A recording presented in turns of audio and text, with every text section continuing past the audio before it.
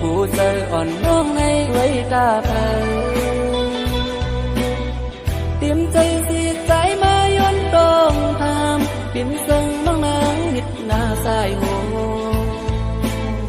สิ่งคู่สู่ตั้งหน้ายุ่งอ่อนเนื้ออกวนสอนปีเขียนเจอเล็กขอ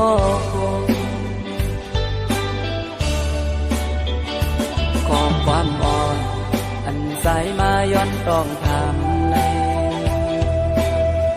กดหักหน้าล้นอกอยู่ใจมือเลยดีเลยยินความขอหวานขันลารว่าพี่อ้อยเฮาหักสู่ในความหักน้องอ่อนเนื้ออกวนสอน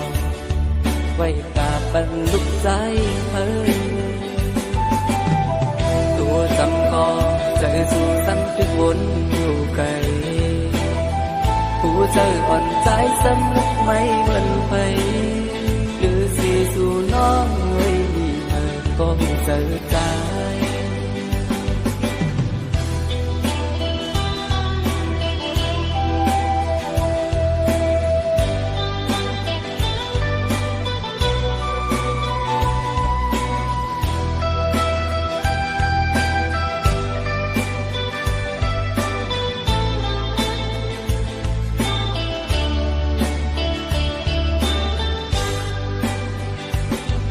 ตอบอ่อนเนื้ออกนางไว้ดาเธอผู้เจออ่อนน้องในไว้ดาเธอเตรียมใจสิใจมาย้อนตรงทำปิ่นซึ่งน้องนางนิดหน้าสายโห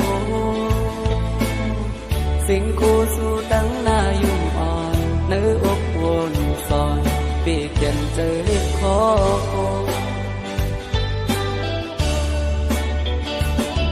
ความอ่อนอันใจมาย้อนต้องทำใน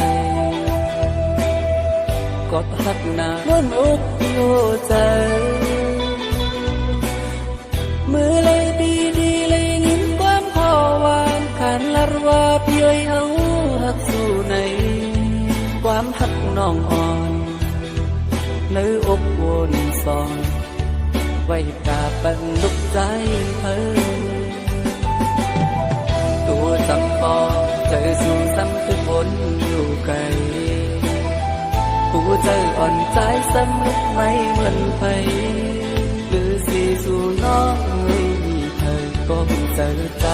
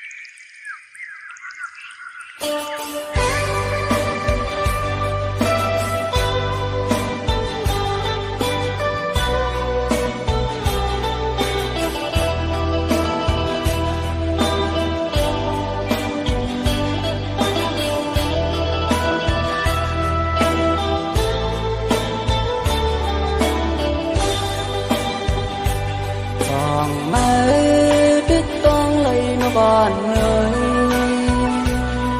มืออันมือเลยอยู่มันกัดเย็นฝนมาลายเลือนบีพี่ได้วงไม่ไว้ยาโลนอนเหนื่อยยามเร็วมือยาใจตกหนามือพองไว้มันหงกว่าไม่อ่อนแลสั่งว่าคนลงมาคุณมันตีขึ้นออกมาแทงอยู่เมื่อยาปีลืมเมื่อยาปีเมื่อเฝ้าลุยแทงต้นเมื่อนาอันทางคือเลยเฮาที่เลยพากันถึง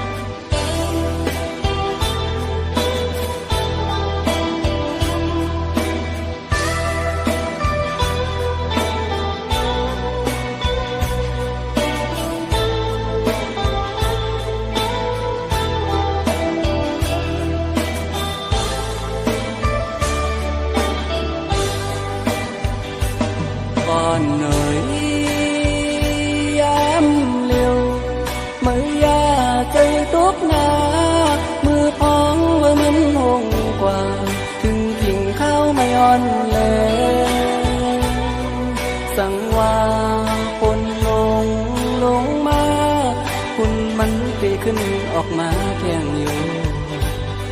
เมื่อยาปีลืมเมื่อยาปีเมื่อเฝ้าลุยแทงต้นเมื่อนาอันตาสู่แล้วที่เลยพาดกันเพื่อไหนเฮาสองก็ฮักกันอยู่บ่มีบทการอ่อนสู่แล้วซ้ำคืนยานพาดกันที่ไหนวนเสียอยู่เหงาที่ดีเลยเป็นก็จะมากกว่าใครเอา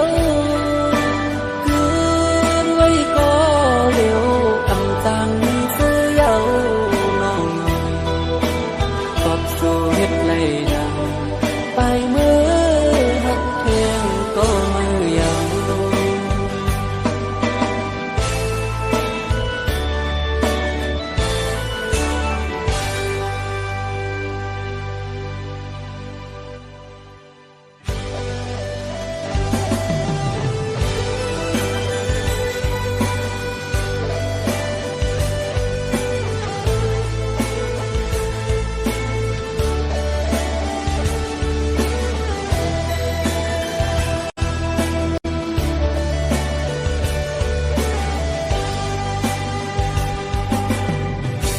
เป็นกอกน้ำอยากสู้แล้วมันไหลสุดสิ้นกว่าเย้าลืมอำใครลืมพี่อำจังไม่เลยน้องเอ๋ยปีเลยพายานเย้ายามเมื่อเลียววนถึงคืนเมื่อเราหักกันมาสิ่งวันนั้นน้องนาที่หักเดียวไว้ก็เร็ว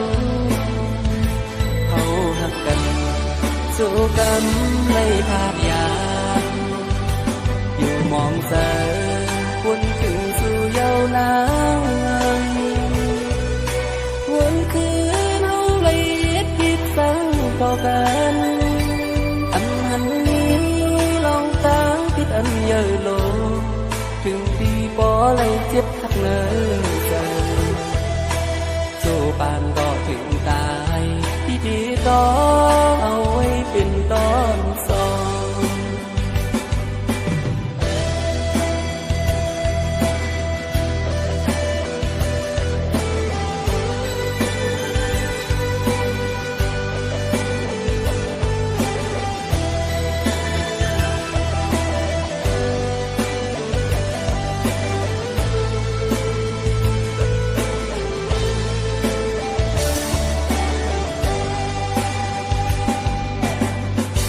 เป็นกอกน้ำอยากสู้แล้ว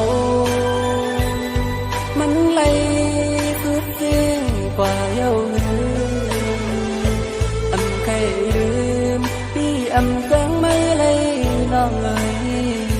ปีเลยพายานเย้ายามเมื่อเลียววนถึงคืนเมื่อเราหักกันมาวันนั้นน้องนาที่หักเดียวไว้ก็เร็วเขาหักกันสู้กันไม่พาดยาอยู่มองเสยวนถึงสู่เยาวนางวนคืนเอาเลยคิดสั่งต่อกันอันนั้นนี้ลองตั้งพิดอันเยอะโลถึงปีปอเลยเจ็บทักเนื้อใจสู้ปานก็ถึงตายพิธีต้องเอาไว้เป็นตอนสอง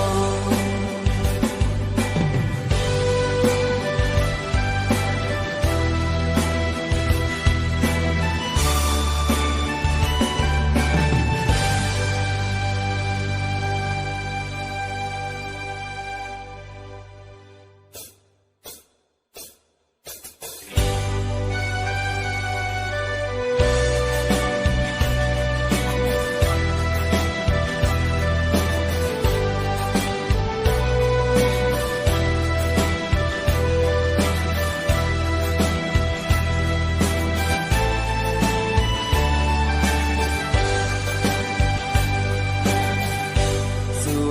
ยาวที่ออกยานสู่ฮักยาวก็ดังผ่านกันแต่ก็ฮักลื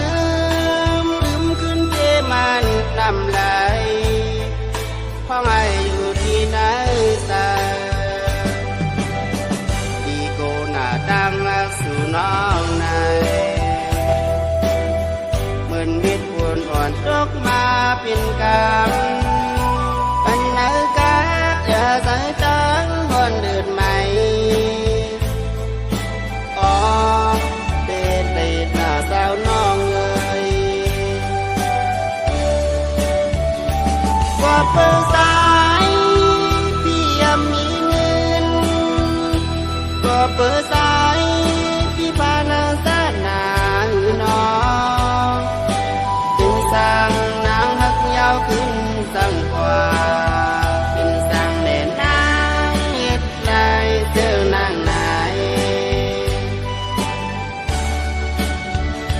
โดนตายใส่ก็เสือเกิดเป็นคนมาตาเนตแต่น้องเอ๋ยมีบทสั่งปีดีสายเตียนเทินบุญตาสู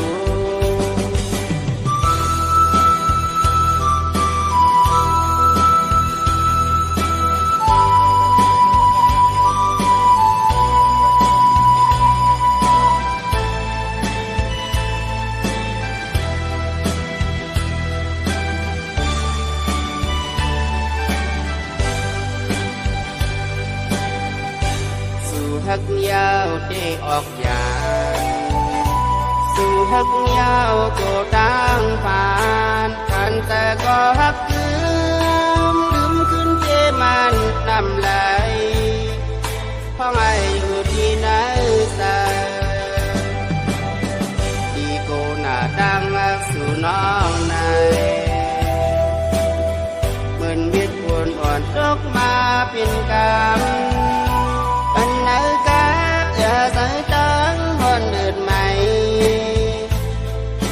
อ๋อเป็นติดหน้าสาวน้องเลย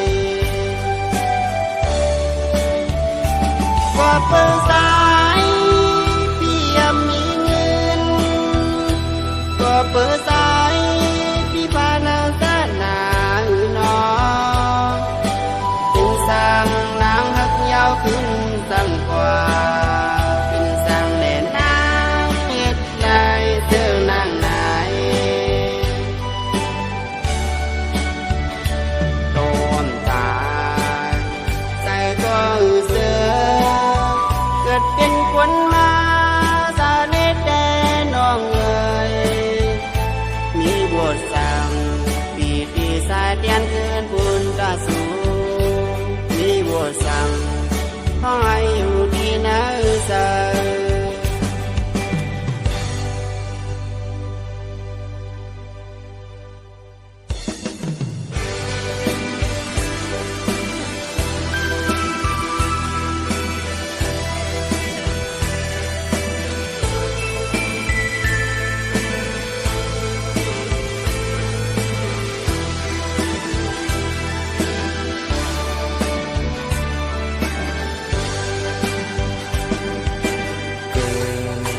คนมาจัดใน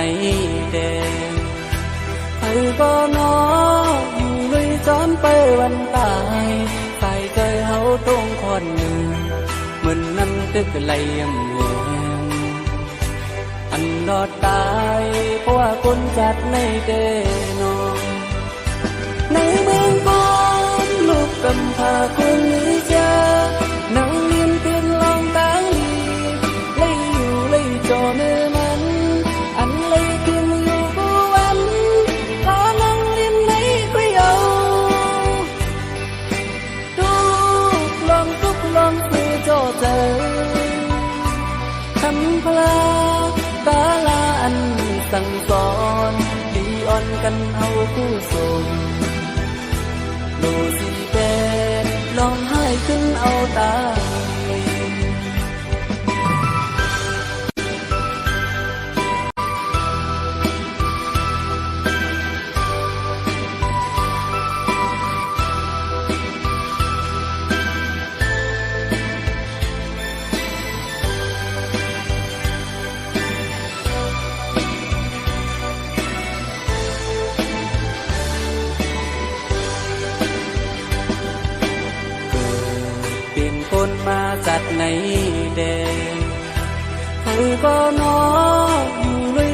ไปวันตายตายเจอเฮาตรงคอนหนึ่งเหมือนนั้นตึกไหลยำแหงอันรอดตายเพราะว่าคนจัดในเดนองในเมืองบอนลูกกำพร้าคนนี้เจอนั่งเรียนเพียนลองตางลีเลยอยู่เลยจอเนื้อมันอันเลยกินอยู่กูวันก็นั่งเรียนในก็เยาลูกลองทุกลองซื้อโจเจอทำพลาตาลาอันสั่งสอนดีอ่อนกันเอาผู้ส่งโลสีแดงลองให้ขึ้นเอาตา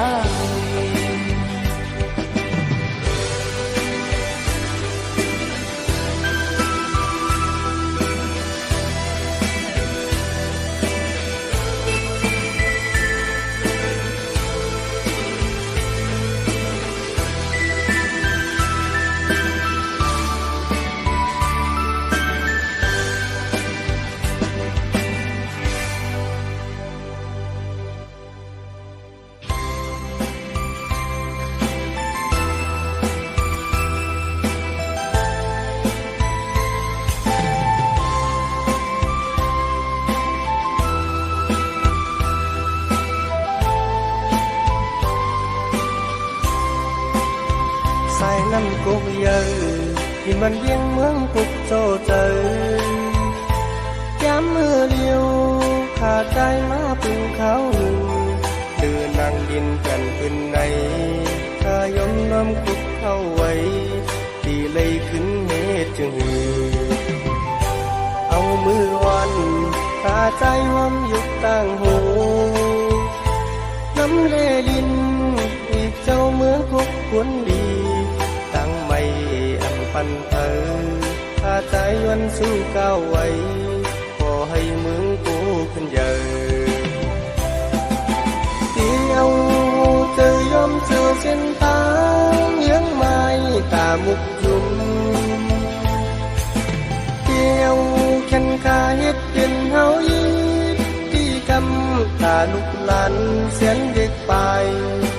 บางลายกว้างลึกอันควรได้อยู่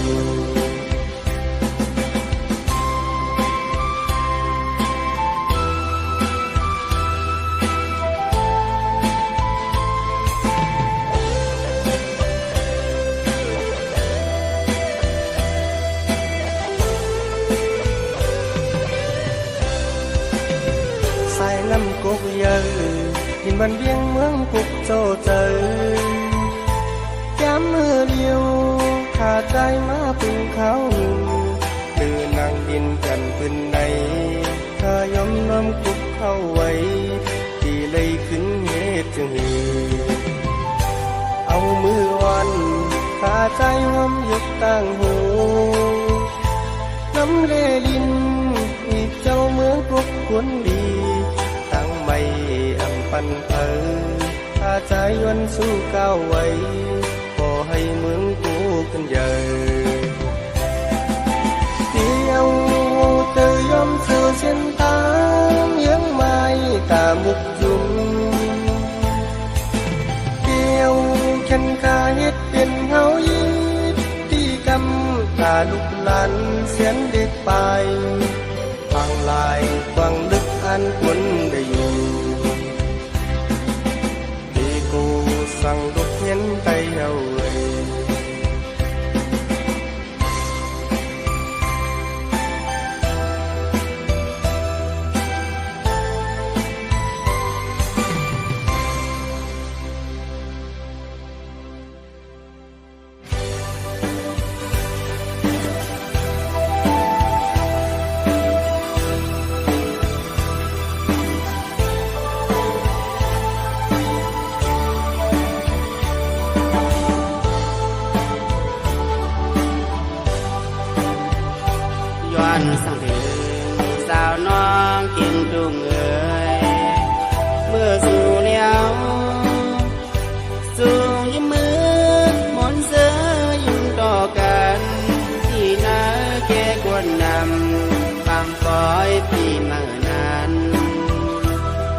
สาวนาง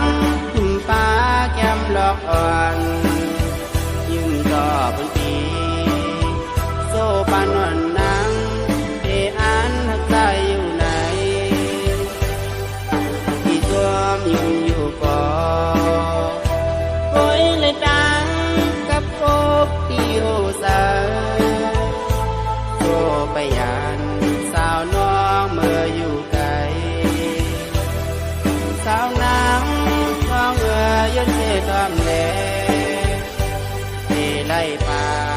สาวน้องเมื่อสาวอยู่ไกลเธอสายจึกมีอยู่สมิงสู้ก็หักอ่อนสาวน้องเก่งตุ้งเอ๋ยเสียงเธอที่นอนวันสู้ไว้เก่าถึงหวังมูทัดซ้อมคำซ้อมซอยเสลตาเราขึ้นไกวกันอยู่เสละมองทุกน้องอยู่